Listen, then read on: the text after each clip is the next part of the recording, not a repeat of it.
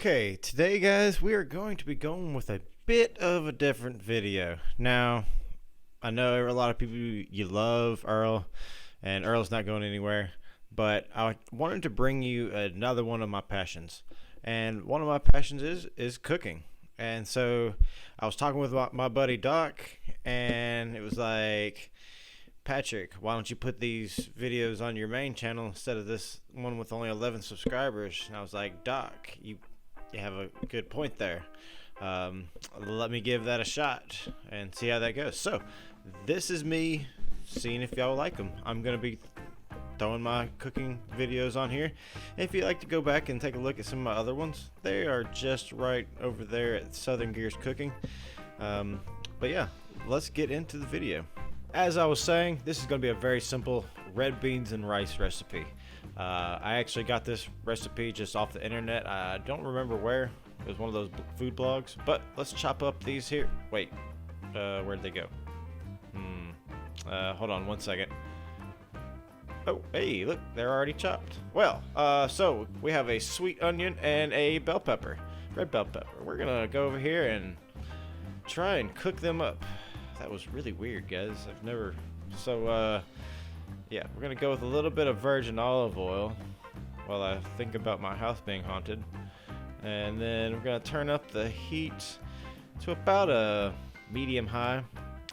And once it comes and starts shimmering a little bit and has little whiffs of smoke, we'll start adding our onions and our bell peppers in. And we're just gonna be basically kind of getting rid of some of the moisture out of them and giving them a bit of a caramelized color and really just making them just delicious. Now get off there. Yeah, cool. So what we're gonna do is mix this up, get a little bit of that olive oil all over everything, and yeah, we're just gonna mix this up. I wasn't really sure what I was gonna say there, but like I said, we mixed it up. We're gonna let it sit for a little bit while it kind of becomes caramelized, as they say. And I also realized that that was too small of a pan. I have a lot of sausage that I'm adding. Now I went with an andouille sausage and a smoked sausage. It called for just andouille sausage, but I decided to mix it up a little bit, go with a little bit of an andouille and a smoked sausage. Turned out turned out really good. I highly recommend it. You can actually really use any sausage that you want. It doesn't necessarily have to be andouille. Andouille provides the best flavor, but that's just a recommendation.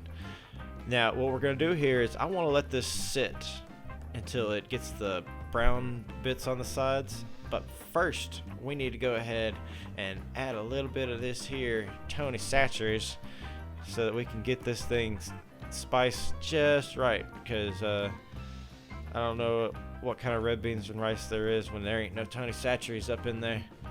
So, gonna go ahead and mix this up because, like I said, we want to get those brown bits all over everything. All of them, as much, or well, as many of these little medallions as we can. That just kind of adds to the flavor whenever you're chewing on it. And you could obviously go with smaller pieces. You could cut each one of these in half, or even, you know, half that as well. So you could cut each one of these in fourths.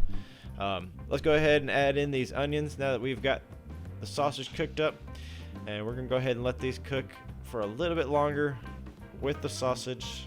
That way they're both kind of like mingling together and each one's getting a little bit of each other's flavor because they both got a lot of flavor to provide.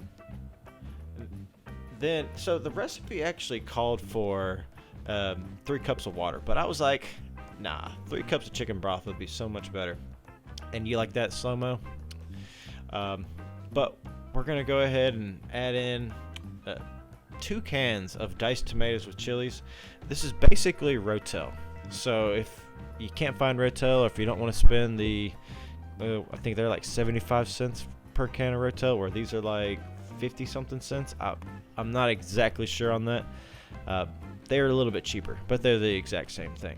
So I'm gonna go ahead and mix this up, let everything mingle together until it's all because we're gonna be letting this simmer for a while. We want all of this water to kind of just evaporate out, but not before we add a little bit of Tabasco sauce, because I believe this is a Louisiana dish. I'm not 100% sure, but going based on that belief, I feel like it needs a little bit of Louisiana hot sauce, which is Tabasco, some pepper, some garlic powder. I'm not measuring anything, as you can see.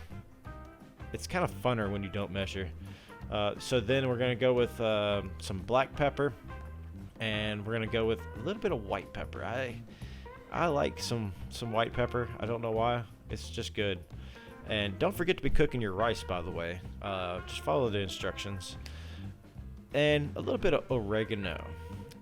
Now, it actually called for bay leaves, but I didn't have any bay leaves, so I went with oregano. Now, it's probably not going to provide the same flavor, but it's still going to provide kind of an earthy bit of flavor, so I'm cool with that. Like I was saying about the rice, just follow the instructions and just go ahead and cook it up. I wasn't going to mention it because it's rice. It's pretty easy to cook. And don't forget to add the cayenne pepper. If you don't have any cayenne pepper, I don't know what's wrong with you. You should have it in a salt shaker or a pepper shaker. And so then also we're going with 3 cans of kidney beans. Basically, we're going with 3 cans because you're going to try to mash some of these and squish them and everything like that while you're cooking it. And it's going to provide a bit of a thicker sauce. And it provides the right consistency for the red beans and rice. And that's what we want, is we want a really nice thick sauce. And I don't really want to add any cornstarch to try and thicken it up. I do recommend a half a stick of butter, though. I did end up sticking a half stick of butter in here, and I did not mention it.